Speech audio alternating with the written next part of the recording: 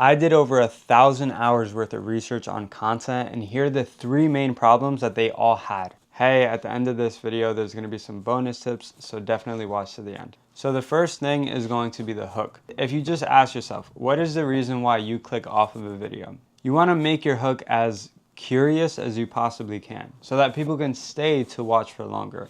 And there's a few ways that you can do this, but I'm going to break it up into a few different sections. We'll talk about the verbal hook, the written hook, we'll talk about the audio hook, which is a sound or song, and then we can also talk about the visual hook. So let's start off with the first one, the visual hook. You want something that appeals to the audience. This is why you see a lot of people putting a clip that went viral already, and then they'll transition into their actual audio and their actual video, especially when you have, let's say, a wide shot or an establishing shot. And to break that down, it's just a shot with you in the little box that you have, the grid on your phone, if you will. That shows that you have a surrounding around you that's big, and it just shows off more of who you are as well as the area. So people are more intrigued. So let's talk about the written hook. In the written hook, you want to be able to honestly have something that's just really negative bias driven. And one of the ways that you can do this is simply by taking a good phrase that you want to give your clients and just flipping that around. Like, let's say you're a tax accountant and you obviously save people money on taxes. But if you can say, hey, come work with me and you can save money on this and that, you can say, oh, you're losing money on X, Y, and Z because you're not working with me. And then they'll want to stay longer because it's just negative. And people are drawn to attention for drama, as well as just making sure that they're not missing out on what you have to offer. So you want to be targeting your audience with these 2 things in mind. Your visual hook has to be appealing enough visually to target an audience that you want to have.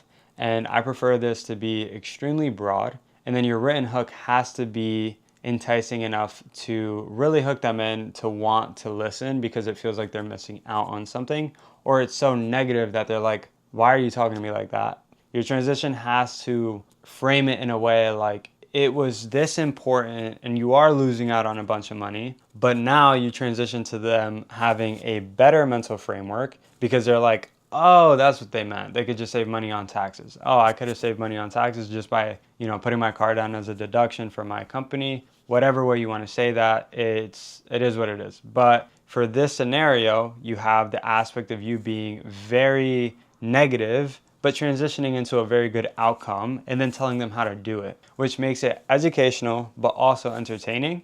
And then we can also talk about the audio hook. So an audio hook I like to use when you're either doing a voiceover or you're doing no voice at all. And this can happen a lot when, let's say you're making a video about a product. That could be anywhere from tea, cars, clothing, etc. I mean, there's this one guy that is killing it right now, and he's making a lot of viral transitions into his clothes, but he's doing it with an audio hook. See, music is already going viral. Like, that's obviously going to go viral forever. So for you to incorporate that into your edit or your video, you're going to make sure that the video is going to play out in a way that transition into your product. And it looks very nice when it's really well put together and done right. And it targets such a broad audience. And for products that you can distribute very quickly, that's exactly what you want. So that is your audio hook. Definitely use it with speed ramping and things of edits, but to put it simply,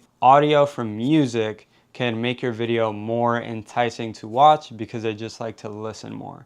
But do take into account that most people don't actually watch the video with sound on. So you want to make sure that the transition or the visual is enticing enough to watch as well. And then the last one is going to be verbal. It's just you saying a very clear written hook. But I like to pair them together because you want to have a different written hook from your verbal. I don't think that's like necessary to have them differently, but I prefer to have it differently because one might target somebody else and my verbal hook might target somebody else. And when you have the verbal hook, you want to make sure that your tonality and your personality is on par with what the video is going to entail. If you're talking about something super exciting, you want to sound exciting and have a good tone. But if it's not going to be exciting, then you want it to be sad, or might want it to be very serious. And it's pertaining to your business as well. Like if your business is something to have people, let's say you own an insurance company and you want more individuals to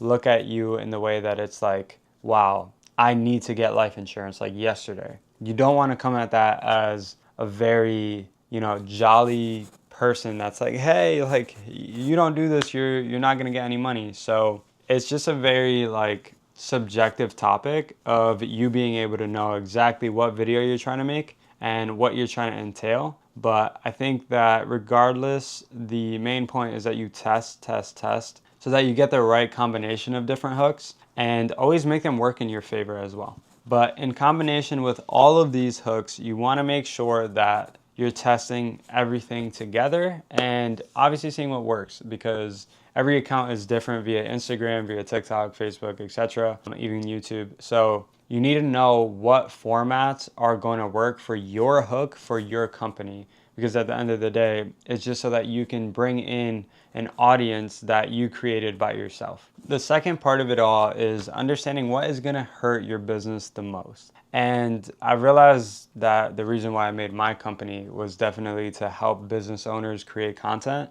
so that they can have one of the biggest levers that we have in today's day, which is social media. And I found that creating content, because they overthink a lot, is the biggest part of it all. And you think it's too complex, you might be older or not understand that like social media is fairly easy to get an audience on, especially when you have a really good service or product. And it's all about just posting. Like at the end of the day, the biggest thing that hurts creators or hurts business owners is that they're not posting. Entrepreneurs the same. And it really is interesting to see that you have all this unlimited potential to a market and you're not posting on it at all. So I think that the biggest thing is understanding posting is going to inevitably help your business. And not just that, but these are some of the biggest companies in the world, and they are doing it for a reason. So what I mean by that is Facebook already has an inherent way for you to get all of the people that's ever watched your content and run ads to those specific people. Of course, I'm not in the business of getting ads, but that's where I come from. That's my background. Prior to making a content marketing agency was to run ads for companies. And basically, I just want to put it out there that you being able to create content generates you an audience that you can continuously sell to, but also they will love your stuff. They will like your content and like seeing your content. So it gives you a competitive advantage against other people, and you can increase price. So there's so many different factors to you having a brand online. It's like, why aren't you posting? I mean, you could take it from Gary Vee, Alex Hormozi, and some of the other biggest influencers in the space of content or in the space of business in general. And just understand that you posting content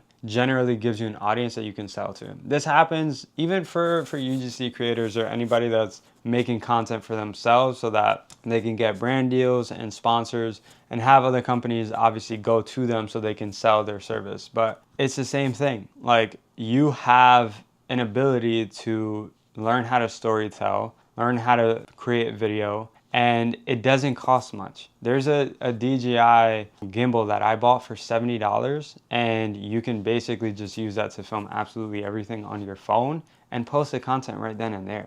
But if you're not posting, none of it matters. And don't overcomplicate it in the beginning. Just try to do it. And even if you suck in the beginning, well, welcome to the world. Everybody sucks when they start something. So at the end of the day, all you have to do is just try. And in the future, give it a few months, you'll see a lot of rewards from it. This isn't a guarantee either. Don't say that like, oh my God, I'm gonna make so much money because I posted for every single day for a few months. No, it takes a lot of effort and time and skill to be able to know what to post and how to do it correctly. And obviously that's where you just reach out to people. But as you do it, you will learn how to, and you would learn who to trust when you're talking about this topic. So I definitely think that the biggest problem people have is not posting at all or not posting enough. And it's just a matter of you not posting good quality on top of that. But hopefully you come at it from the perspective of like, I'm going to do this so that I can learn how to do it again and again and again, as opposed to looking at it as this is going to be my breadwinner, this is going to make me a bunch of money, and then I'm just going to leave, because you're not looking at it from the long game or the long perspective. And that's inevitably what's going to make you not have enough energy to go out there and learn and be curious about the topic of getting content and making better content for your company. Hey, really quick, if you're doing over 10K a month in revenue, we would love to work with you. And we actually have this amazing offer, which is 3 videos completely free. Just fill out the form at bitmedia01.com/grow. It's in the description.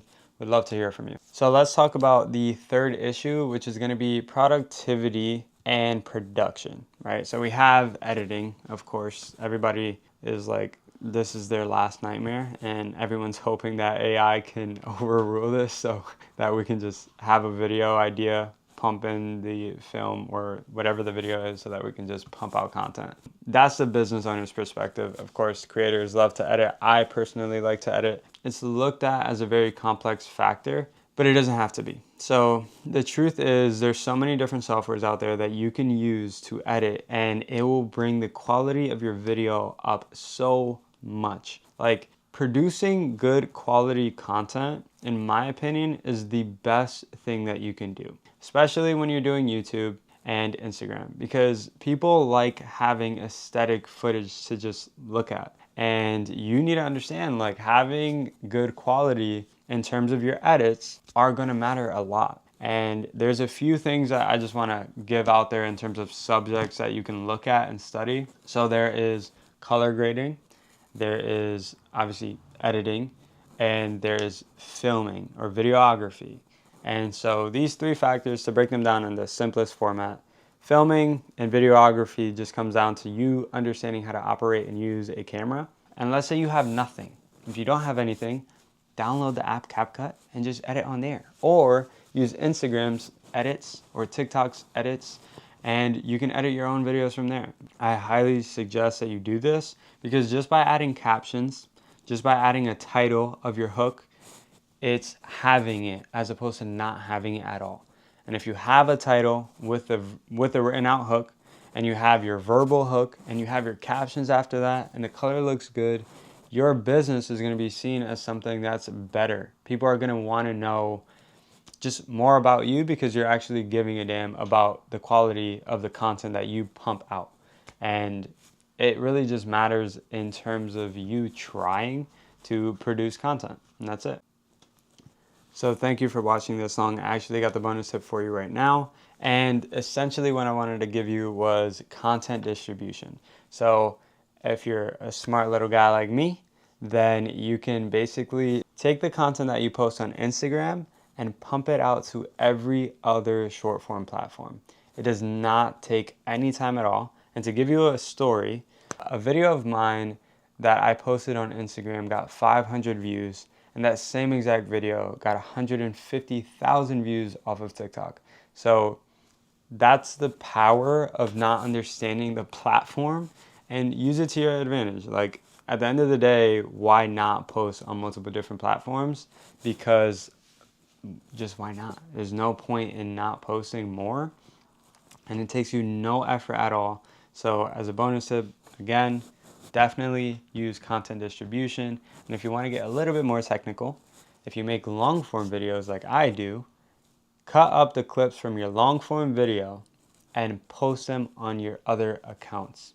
And that is an easy way for you to make one video and get a bunch of different shorts out of it, so you don't have to make so much content over and over again. Of course, I'm in the game of producing a lot of content. So for me, this is not as much content as I would like. It's still a good amount of content for me. I probably pump out about 90 to 100 videos a month just off of these long form content videos. But for you, you only need 30. So if you make between 2 to 3 videos of long form, you can make sure that you're cutting those up to get you between, I don't know, anywhere from 4 to even 8 shorts per video. And that's essentially your content right there. Thank you so much for watching. If you're not subscribed, please do so, because only 10% of the people that watch our videos are, and that makes absolutely no sense. So please definitely subscribe. And if you're a business owner, again, doing over 10K a month in revenue, please fill out the form so that we can work together. It'll give you 3 videos for completely free. It's at bitmedia01.com/grow.